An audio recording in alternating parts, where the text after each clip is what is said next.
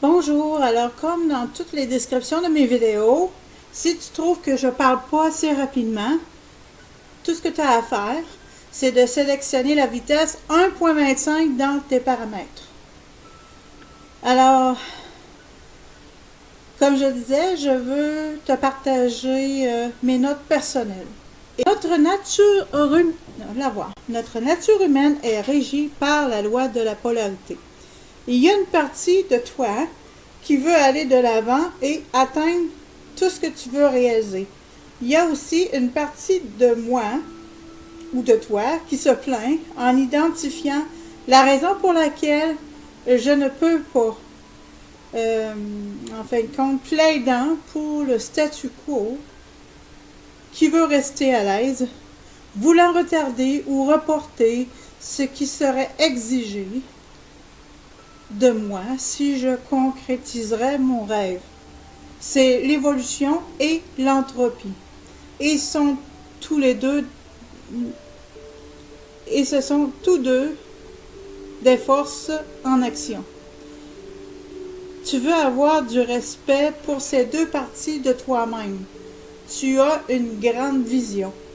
Tu es excellent dans l'art de rêver, mais si tu n'accomplis pas le dernier élément de l'art de bâtir ton rêve, bien il va seulement demeurer dans le pays de l'imagination. Il n'y aura pas de résultat concret. L'élément du pouvoir qui déplace ta vision de rêve pour commencer à utiliser la science du rêve est la capacité de décision. La plupart des gens manquent cette étape cruciale. Les personnes lentes ou rapides à prendre des décisions croient à tort qu'ils savent vraiment prendre des décisions. Le mot décision vient du mot grec décidere, ce qui signifie qu'une fois que je décide, bien toutes les autres options sont éliminées de la table. Maintenant, sache que ton rêve, ce que tu imagines, existe déjà sur une certaine fréquence. De la même façon que lorsque tu composes une fréquence avec ton téléphone, avec ton smartphone, tu sélectionnes une fréquence avec la radio ou que tu sélectionnes une fréquence chaîne avec la télévision, c'est la même chose. Ta décision va t'aider à trouver la fréquence qui est harmonieuse avec ton rêve, mais pas si tu ne prends pas de décision, parce que ce rêve demeure dans le domaine du peut-être, entre guillemets, et de la possibilité, entre guillemets. Cet univers travaille spécifiquement en termes de lignes de fréquence, et ton rêve existe déjà sur une fréquence particulière. Tu peux le sentir, tu peux le concevoir. Tu peux le sentir parce que tu deviens plus vivant ou vivante lorsque tu embarques dans ton rêve, dans le domaine de l'imaginaire. La minute que tu prends définitivement une décision, les choses commencent à changer. Les choses vont commencer à changer la minute que tu prends une décision définitive et maintenant tu t'embarques dans une nouvelle fréquence. Et ces trois choses peuvent complètement t'arrêter dans tes tracks de voir ton rêve devenir une réalité. Quelles sont ces trois choses? La peur, le doute et l'inquiétude. Ça fait partie de la condition humaine. Si tu as la peur, le doute ou l'inquiétude, tu n'es pas en train de faire une erreur. Tu es en train de faire en fait quelque chose de bien. Parce que lorsque tu es en pleine croissance, tu expérimentes ces émotions de peur, de doute et d'inquiétude. Lorsque tu prends une décision concernant ta vision, tu prends une décision et puis, bien évidemment, la peur, le doute et l'inquiétude commencent à apparaître. Maintenant, tu ne veux pas seulement savoir que tu vas expérimenter la crainte, le doute et l'inquiétude. Tu veux avoir les outils pour circonvenir, dépasser la peur, le doute et l'inquiétude. Car ne l'oublie pas, l'esprit veut aller de l'avant, c'est-à-dire une partie de toi veut aller de l'avant et une partie de toi veut faire valoir les raisons pour lesquelles elle ne peut pas prendre cette décision, le statu quo ou l'entropie. Prends note que tu es en train de t'apercevoir. Remarque que tu es en train de noter est la seule façon que tu vas pouvoir savoir si tu es à la fréquence de ton rêve ou si tu es dans la fréquence de la peur, doute et inquiétude. Rappelle-toi, la peur, le doute et l'inquiétude sont les trois choses qui vont faire dérailler complètement ton rêve. Le cours de la vie nous lance un gros poisson. C'est une grande idée. C'est une possibilité pour notre vie. Mais ce que nous avons tendance à faire au moment où nous avons cette expansion de l'idée, nous allons ensuite mesurer ce rêve-là par la poêle que nous avons, qui sont les conditions que nous vivons présentement. Nous disons, bien, je ne peux pas faire ça parce que ça ne rentre pas dans ma poêle. Les bâtisseurs de rêve apprennent à fonctionner différemment. Tu veux avoir un moyen de passer outre ou de dépasser tes circonstances actuelles, de sorte que tu peux réellement te permettre la possibilité de ton rêve d'être déplacé de possibilité en probabilité et en définitive une onde de prévisibilité, et c'est la science de transformation.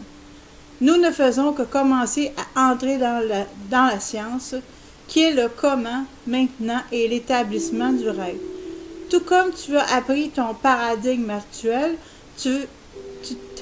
qui t'a permis d'avoir les choses que tu as en ce moment, ou ta croyance actuelle, tu apprends par la répétition.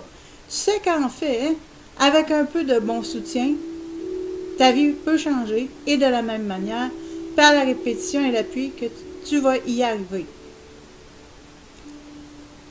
Je vais faire une petite parenthèse, c'est évident que il y a aussi l'aspect calcul du risque. Évidemment que on prend un risque calculé et c'est normal de le faire. Mais de nos côtés, je veux juste, parce que les personnes qui ont été victimes d'abus narcissiques ont tendance à limiter leurs rêves.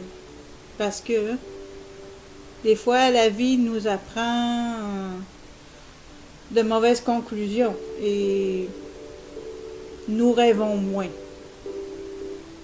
Mais en aucun cas, je suis en train de dire de ne pas prendre des risques calculés.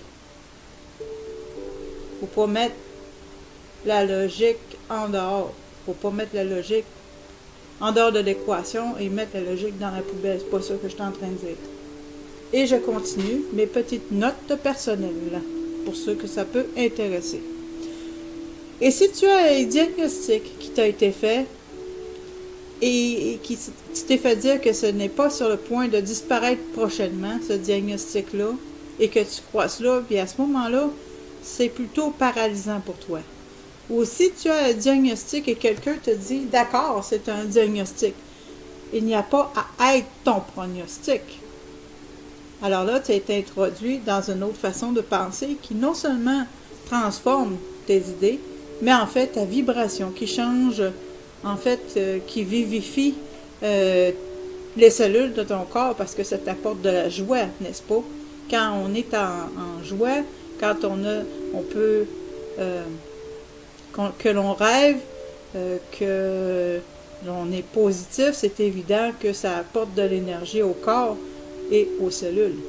Et évidemment que ça fait en sorte que ta santé peut changer en étant positif.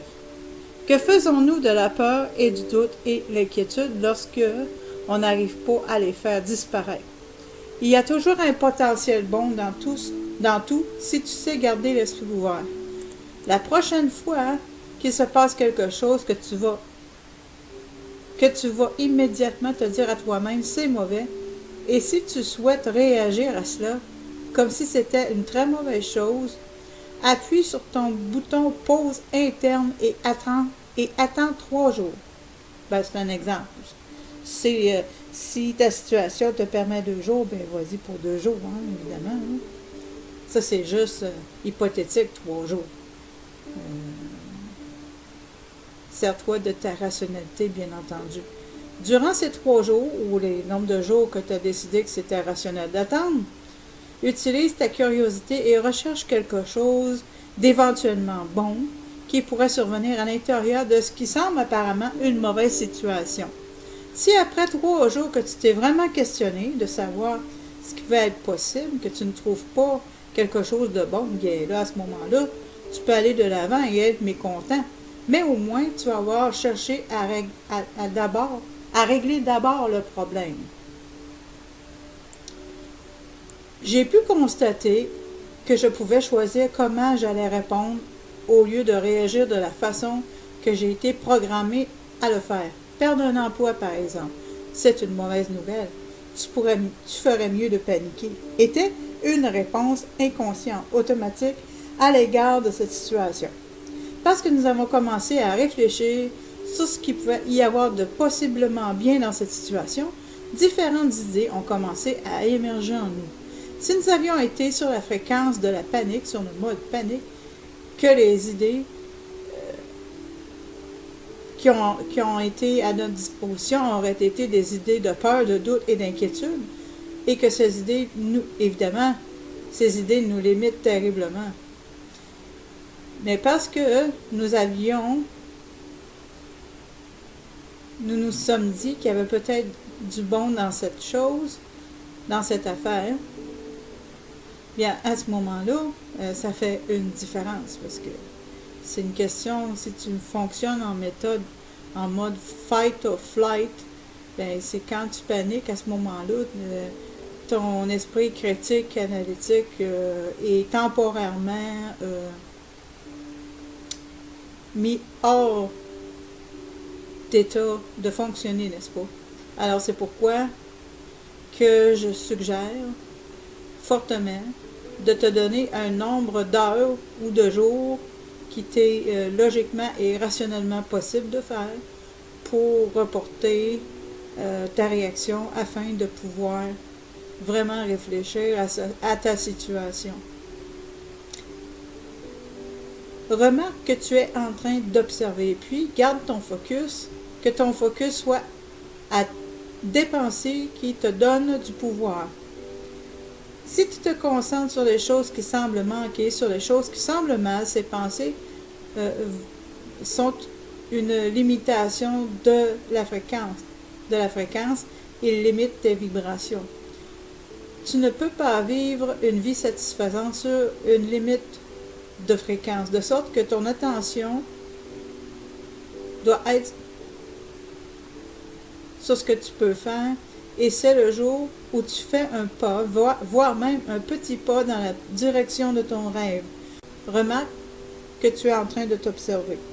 Le courant de la vie te lance un gros poisson et tu tends à aller immédiatement à ta poêle à frire pour le mesurer et te limiter à ta présente situation.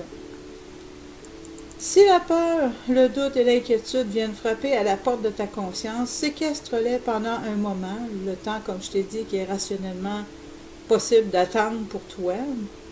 La suggestion est de 3 jours. Il suffit de les mettre de côté pour l'instant afin que tu puisses te concentrer sur ce que tu peux faire pour mettre ton rêve de l'avant. Franchement, je suis une grande croyante des pas de bébé parce que ça te donne confiance et dans ton rêve. Des pas miniatures vont te rendre jusqu'en haut du mont Everest si tu continues de marcher. Tu actives la science de la transformation par les étapes d'action. Écoute et agis à partir de la partie de toi qui veut aller de l'avant. Il y a une partie de toi qui va trouver des raisons, évidemment, pour lesquelles tu ne peux pas. Et bien évidemment, je ne te dis pas de mettre ta rationalité dans les poubelles. Alors, je le répète encore. Et si rationnellement, bien, c'est possible, bien, continue. Il y a une partie de toi qui veut aller de l'avant. Écoute cette partie de toi et prends des décisions petites, des actions petites, mais concrètes dans ce sens, ce qui va augmenter ta confiance dans ton rêve sans te mettre dans le pétrin.